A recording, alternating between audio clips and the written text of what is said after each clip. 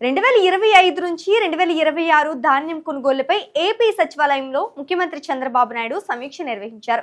వ్యవసాయ శాఖ మంత్రి కె అచ్చెన్నాయుడు, పౌర సరఫరాల శాఖ మంత్రి నాదెండ్ల మనోహర్, వ్యవసాయ, పౌర సరఫరాలు, ఆర్థిక శాఖ ఉన్నతాధికారులు ఈ సమీక్షకు హాజరయ్యారు. 23 జిల్లాల్లో ఇప్పటి వరకు 18,32,000 మెట్రిక్ టన్నుల ధాన్యం కొనుగోలు చేసినట్టు అధికారులు సీఎంకు వివరించారు.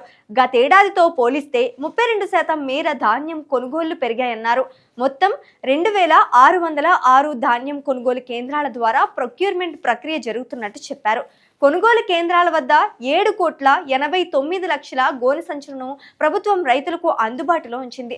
ధాన్యం కొనుగోలు చేసిన 24 గంటల్లోపే 4,085 కోట్ల రూపాయల మేర చెల్లింపులు చేసినట్టు పౌర సరఫరాల శాఖ మంత్రి నాదెండ్ల మనోహర్ తెలిపారు.